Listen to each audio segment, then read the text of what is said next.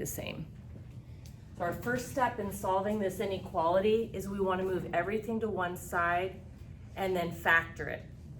And if I know I'm going to factor, I really want this leading coefficient to be positive. So I'm going to move everything to the right side.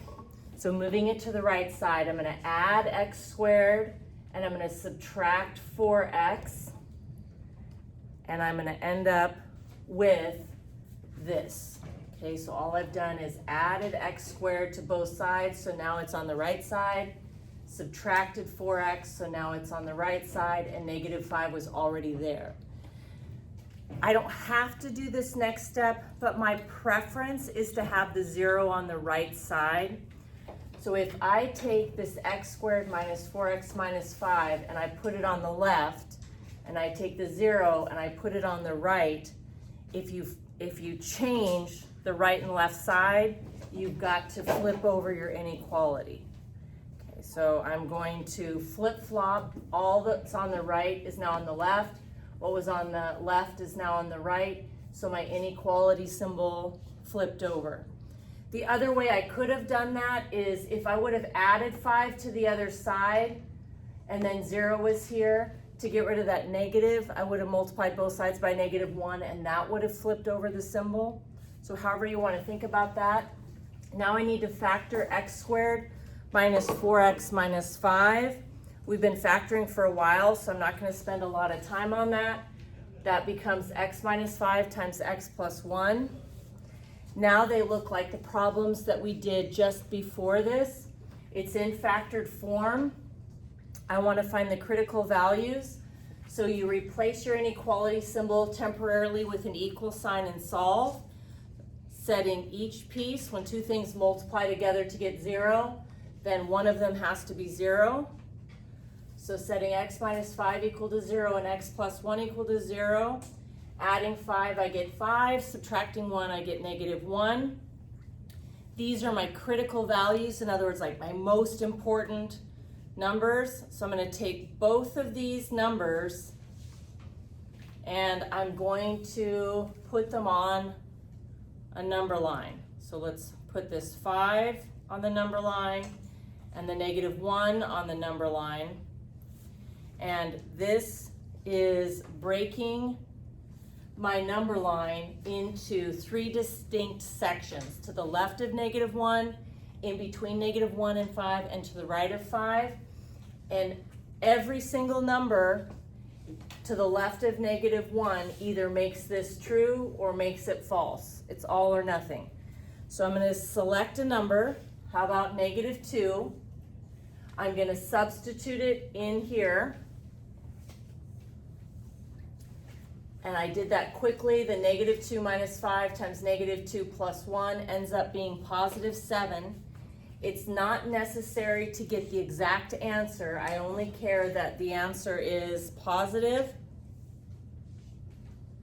So this section, every number that I substitute into x minus 5 times x plus 1 to the left of -1 is going to give me a positive answer. So now I'm going to test a number in between -1 and 5. I'm picking 0.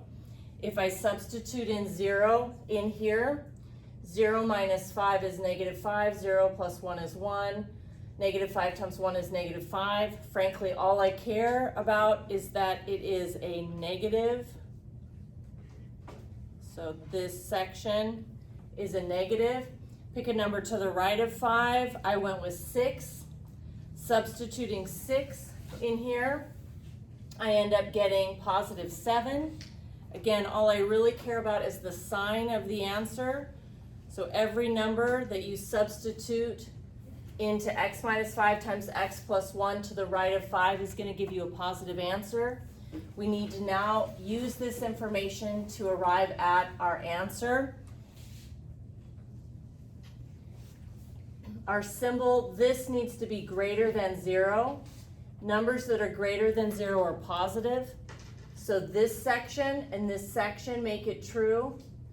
And then the numbers themselves, -1 and 5, are not going to make this true. If this was underlined, greater than or equal to, then -1 and 5 would make it true. But since -1 does not make it true and 5 doesn't, I'm going to put open dots on those, and then keeping to the right and to the left. Here's my graph of my solutions. In interval notation, going from left to right, as far as you can go left is -infinity until I get to -1. I'm leaving out the number -1, so I'll use a parenthesis. So -infinity through 1 parenthesis union. And then continuing on, I start back up at 5, but don't include 5 through positive infinity. So parenthesis 5 through infinity. Okay, here's just one more example. There's a little bit less going on in this inequality, but we're still going to move everything to one side, set to 0. So I've added 2x. This time when you go to factor, remember when there's two terms, it might be the difference of squares, or worst case, just there's something in common to both. This one and this one both have an x in it, so I can factor an x out front. When I take an x out of x squared, I'm left with x. Take an x out of 2x, I'm left with 2. You can redistribute to verify. X times x is x squared, x times 2 is 2x. Now that I have it factored, I'm ready to find my critical values. I'm going to replace the inequality symbol with an equal sign temporarily and solve. When things multiply together to get 0, you set each piece equal to 0. So x is equal to 0, not much to solve there. X plus 2 equals 0, subtract 2 from both sides, I get -2. I'm now ready to make my sign chart. So I'm going to put 0 and -2 on my sign chart. I want to test numbers, and when I test them, what I mean is I'm going to substitute them into x times x plus 2, or you could put them into x squared plus 2x, it's the same thing. So if I substitute -3, I'm going to go with just the sign this time.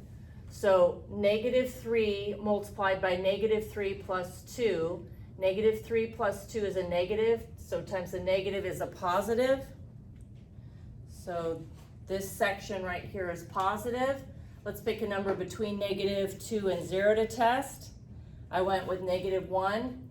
So -1 multiplied by -1 plus 2 is going to be a negative times a positive.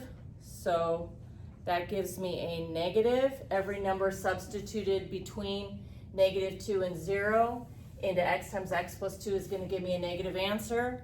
Pick a number to the right of 0. I went with 1. So 1 multiplied by 1 plus 2, a positive times a positive is a positive.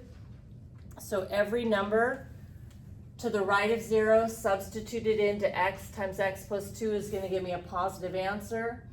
And I'm looking for greater than or equal to 0. And numbers that are bigger than or equal to 0 are positive numbers. So I want positives. So to the left of -2 is working, and to the right of 0 is working. Now the numbers themselves, -2 and 0, if I substitute -2 in here, I have -2 times 0, and 0 is greater than or equal to 0. -2 makes it true, so it's a solid dot. Similarly, when I plug in 0, I get 0 is less than or equal to 0, it makes it true. And I want to keep the positive sections, so that section there, whoops, and this section over here. So here's a graph of my solution, and then using interval notation to restate what numbers make this true. Every number as far as you can go to the left until you get to -2. So that means -infinity to -2, a closed dot is a bracket, union, and then the number 0 makes it true, and every number to the right of 0 makes this true. So bracket, because solid dot, through infinity, parenthesis.